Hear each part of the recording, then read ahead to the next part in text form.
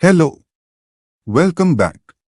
In our last video, we introduced the concept of buying stocks in either the primary market or the secondary market.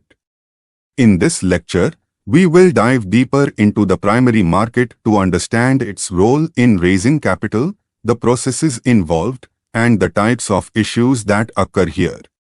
When businesses start, they often rely on capital provided by the promoter, along with contributions from their relatives and friends. However, as the business grows, the need for additional funds often exceeds what these initial sources can provide. This may happen because the existing investors are unable to contribute further, or because the promoter prefers to reduce dependency on a small group of people. To address this, businesses turn to the primary market, which allows them to access a larger pool of investors to meet their growing capital requirements. What is the primary market? The primary market is the segment of the financial market where businesses issue debt or equity securities for the first time to raise capital. These securities are sold directly to investors, such as individuals or institutions, who provide funds to the issuing business, also referred to as the issuer. This market is called the primary market because securities are being issued for the first time. It is also known as the new issue market. When a company issues securities in the primary market, it is commonly referred to as going public, marking the first opportunity for the public to invest in the business. Raising funds in the primary market involves regulatory oversight to ensure the protection of retail investors who may lack the knowledge or skills to assess risks. Regulators establish specific guidelines to ensure that issuers fulfill their commitments and provide clarity on their obligations. These measures aim to safeguard investors from potential defaults or dilution of their rights by the company. After securities are issued in the primary market, they are traded in the secondary market, providing liquidity to investors.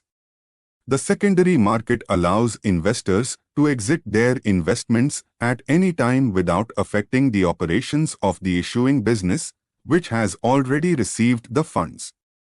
Stock exchanges play a vital role in ensuring that companies regularly disclose important information, enabling investors to continuously evaluate their investments.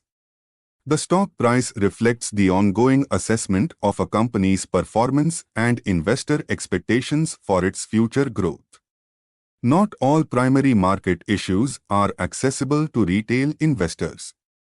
In many cases, especially for companies in the early stages of growth, securities are issued through private placements, which are targeted at specific institutional investors such as venture funds and private equity firms. However, when securities are offered to the general public without restrictions, it is referred to as a public issue. The primary market offers various types of issues to meet the diverse needs of businesses and investors. The first type is the public issue, where securities are offered to the public.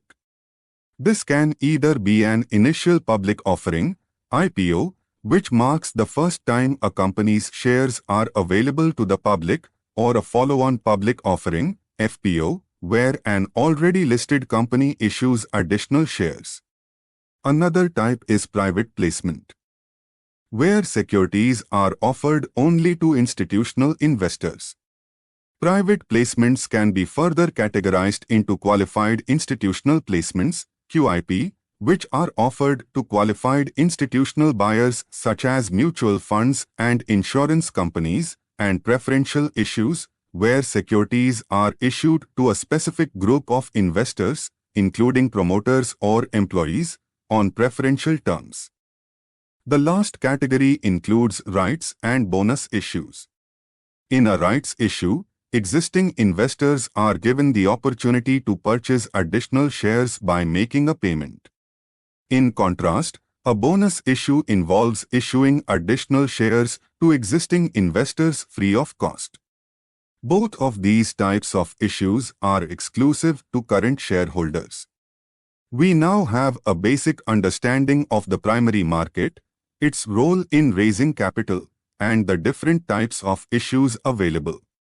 In the next video, we will explore the processes involved in initial public offerings, IPO, and follow-on public offerings, FPO, in greater detail. Thank you for watching, and I look forward to seeing you in the next lecture.